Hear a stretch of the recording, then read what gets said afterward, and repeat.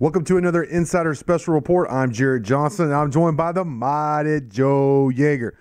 Mighty Joe, man, they did it. Sweet 16, and how sweet it is. Texas Tech won 69-66, and in dramatic fashion, the Gators had seemingly an endless amount of looks and opportunities to tie it up at the end of the game, but none of them fell. When the horn sounded, the Red Raiders were victorious. And here we are. So I just want your reaction. Everybody knows how much you love Red Raider basketball, and for you to be there. You were there on the floor there at the AAC. I mean, just feet away from the fellas. What was your reaction? You really want to know my reaction? Yes. Yeah. Well, I managed to, I think, sort of internalize everything as a professional until that final buzzer went off. But when it did, I mean, Howl City. Really? Oh, I had to let it rip. Well, they kicked you out at that point. So yeah, right? the tournament is over in Dallas, right? What are you going to do?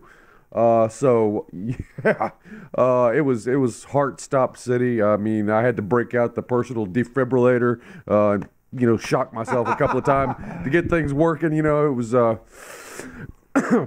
extremely intense and emotional. You're getting choked up. That's right. I'm getting choked up. You know. After it was over, I was watching the celebration take place and everything. Yeah. And, man, like right in front of me, Norrance and Justin Gray, like the ultimate, it was like Apollo Creed and Rocky Balboa, on the beach, running on the beach. Yeah. It was the same sort of deal. I mean, I'd never seen a moment with that sort of emotion and passion before. Right on side, it was just, and of course, Beard in the press conference, you could tell he was pretty well torn up too. It was just something else, man. And it's a team that really, really deserved it. How could you not be proud to pieces and thrilled to death over this team? So easy to cheer for. Great guys, wonderful coach and Coach Beard. Everybody's loving that guy more and more. The more they see him, So. Wow, and I tell you, I think this team has got a future. I really, you get up there to Boston, and I thought as I was watching this game, I was talking to some people, and I said, listen, whichever team wins this game is going to go to the Elite Eight. They're going to win that next game, and I'm sticking with that. Wow. So an Elite Eight trip would be the first time in program history. So, I mean, that would make sense because this team this year has made so much history. I mean, we don't really have time on this report to list all the things, but just what an amazing season so far. And as Coach Beard has said several times here in Dallas, he wants to just keep it going. He doesn't want it to end. And I feel the same way. You know what I mean? And I love what you said about the more people, find out about Coach Beard, the more they see him, the more they're around them, the more they like him. And I got to say, I'm the same way. You know what I mean? I mean, look how it was even with us. I mean, he's treated us with so much respect, just personally, behind the scenes. He was celebrating with his daughters there in the guts, the bowels of the AAC, and, said goodbye to us. He didn't have to say we're just, a couple of Joes covering the team. And he's always, anytime he sees us, he always, makes a point to at least say hello or shake her hand or whatever. And, that's not always the case. And he's like that with, all the people that are taking the time to spend covering his team.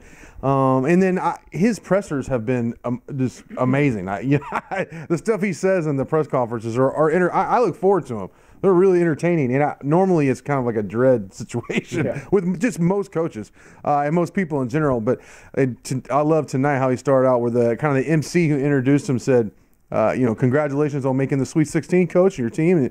And he goes, hey, can you say that again? Can you repeat that, please? And he did. And everybody laughed. Probably me the loudest. But, no, this weekend, I don't know if it could have gone better for Texas Tech. I mean, as we were driving in our Uber back to my parents' house, which is where we're filming this, we're literally one step away from doing a blog from my parents' basement. I'm almost in my underwear, too, because I got drenched by the rain, which – I got hit with more rain today in one day, really in like 5 minutes, than I have in like a year in Lubbock, the past year in Lubbock. So it's been, we had the Rockin' pregame party, or the Wreck the Metroplex party with the Rockin' pregame show. Had Coach Kingsbury on, Coach Sasser on Thursday, Bubba Jennings on. I mean, Zach Tanner came on and dropped some recruiting knowledge. I mean, what a weekend, Mighty Joe. I mean, and you and I partied pretty hard with family and friends and stuff. So, I mean, just a pretty special weekend, I think, all the way around. The double T on the reunion ball, which you noticed when we were coming back on the Uber. I mean, this is really special. This is kind of why you do this. You know what I mean? It's for weekends like this. Yeah, absolutely perfect. Absolutely perfect. Nothing but good publicity and everything for the program and the team. If there were people around the country that didn't know about this Texas Tech basketball team, they're going to know now. Yeah. And I've got a feeling they're going to get even more acquainted with this team and this program coming on down the line. And I believe it was it Tommy Hamilton who maybe said to you off the record that he said it on the record. On the record, but in the locker room. Right, that if you're one of the top players in the country and you're looking someplace to come, this is where you need to be. And I can only echo that sentiment because I don't know who knows how far this team is going to go this year, but they've already come an awful long way. Yeah. And in the future, just look right out because these guys are going to be salty as all get out. Yeah. Just keep it up. Right. Are we getting greedy here? Are we getting spoiled? But sure. They don't want it to end. We don't want it to end either. Everybody just keep it rolling. Let's talk about a couple players here at least. Real quick, Keenan Evans, obviously, I mean, somebody started calling him the Ultimate Warrior on the site. I don't know if it was Red Raiders or who it was, but I noticed in the game thread. Hey, I don't have a problem with that. He's as tough as nails. I was asked on our radio show, on the Red Raider Outfitter Rockin' pregame show, how many points will Keenan score in the second half? I said, however many they need. And they were like, oh, that's a cop-out. I said, is it? I said, I truly believe if they need him to score 10, he'll score 10. If they need 20, he'll score 20. That's my honest answer, and that's the truth. Tonight, I think they need him to score 22, and that's what he did. Yeah, Ultimate Warrior, that's fine. What just popped into my mind? The Happy Assassin. Because I mean, he's like the most courteous assassin. Yeah, he seemed like just a sweet guy. I mean, there's just never a frown or a scowl on his face. He's just nice, likable kind of guy. But man, pure, he's full of daggers. Cut your heart out, boy. He is, and I mean, he did it. He did it against Stephen F. Austin, and he did it again in the second half of this game. He actually got off to a better start in this game than he did against Stephen F. Austin. Hit a couple of three balls. But then it got to the point where he was tearing them up so bad, the Gators, that they had to go into a zone. And that slowed him down for a while, but then he reared back and knocked down another three. So just whatever it takes. And, of course, he had that fantastic dish to Zaire for the dunk that was a great – they obviously dialed that up. And that was them – I wanted to point that out and get back to – I'm sorry what you're saying, but I want to jump in there and just say that was just a great adjustment by the coaching staff to how they were playing. Like, okay, you're going to do that – boom. And what a play at a great moment. And we're going to get to Zaire after this. Yeah, that's right. I think that was the one that put him up 5, right? That's with about a minute and a half to go, something like that. Maybe less than that. Yeah. So, just a massive play. But Keenan, again, was the catalyst for that as well. Zaire was the finisher. And speaking of finishing, that's what this team does. I mean, they finish people off. If you're anywhere, if Tech is within striking distance and you're the opponent, on Tech. That's right. And you better be scared if you're the other guys because these guys just don't lose if it's close down the stretch. A lot of the talk I was hearing too was exactly what you said from some friends I have, and these are guys from UT or Kansas or this or that who are actually opinion makers around the Metroplex and regionally, and they all said Keenan Evans is the man. He was obviously, when healthy, the best player in the Big 12, and at Tech, when healthy, was the best team. Now, everybody tipped the cap to Kansas because they did what they had to. They're Kansas for a reason, but now that Tech is really starting to get to full strength, I mean, look out, like you said, with the Sweet 16 coming up in Boston.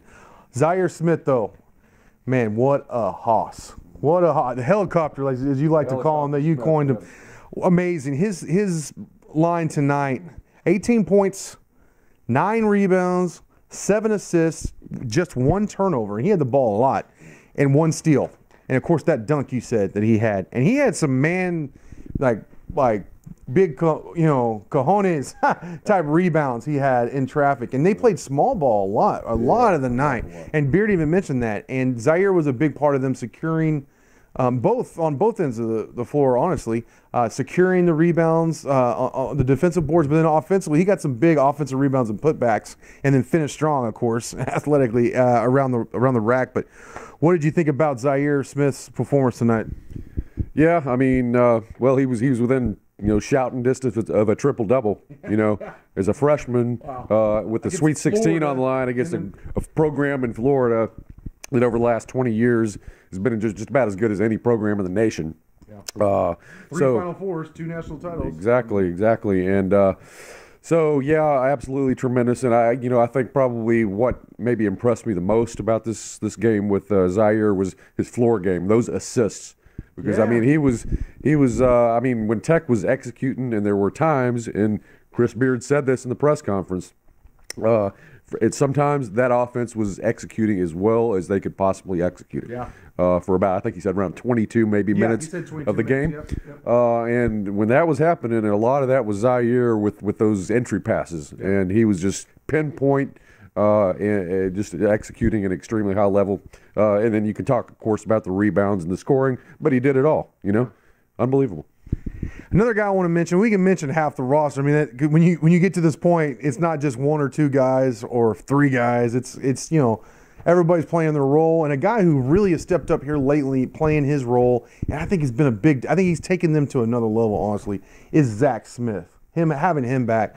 It allows them to go small ball a lot where he plays the biggest guy, but the way they like to switch at 6'8" with his athletic ability, like he switched out on one of Florida's best players, and actually Jalen Hudson, who was Florida's best player tonight, he found himself in a situation late. It was around the same time as that alley-oop with Zaire, where it was mano-a-mano on the perimeter, and Hudson took him off the dribble because I even asked Zack about it after the game in the presser, just to take us through. And he purposely ran him, he came up on him and ran him off the three-point line. So Hudson, a very good player who was getting to the rack a lot tonight, had a step on him. But Zack, with his athletic ability and length, was able to get back and get a huge block and get the ball back for Tech. He then, on the next possession, got a huge offensive rebound, which they scored, I believe. So he's the ultimate junkyard dog, and then also he just makes you that much better on defense and do some things with your small ball, which, let's face it, that's when they've been their best so far in the tournament in a lot of the season. So you throw Zack in there, man, they're a force to be reckoned with now all of a sudden. Yeah, and looking at how he's really rounding into form and the difference that he's making. Yeah. I got to say, I'm guilty probably of underestimating how big of a loss that was. Me too. Me too. He was first team All Big 12 preseason. I know. But we still did it. Yeah, still did it. And, when you get to this level, and you're playing teams as good as Florida, it's the difference between a win and a loss is just 1 or 2 plays, like that. Actually. And so, if you got Zack in there to make those plays, then that's the difference between winning and losing. You don't have Zack Smith tonight. You probably don't win this game. Yep, I agree. So you can't overstate the importance of having him back, especially on the defensive end. All right. Well, Mighty Joe, I just want to thank you for your excellent coverage all year so far. We're still, like you said, it's not over yet. And great job this weekend. Had a blast. Thank y'all for watching and hanging with us. As Beard likes to say, going on this journey. Thank y'all for going on this journey with us. I'm glad it's still going on. Absolutely. Great stuff from you as always. And before we leave, though, and we haven't had a drink yet, but Cabhones texted me tonight during the game and said he wanted us to have a drink, a toast, on him, and some Woodford or beer. So Cabhones, Red Raider fans out there everywhere, we're not going to drink on camera, but afterwards, after we're done with our work, probably, this is to you, Red Raiders. Guns up.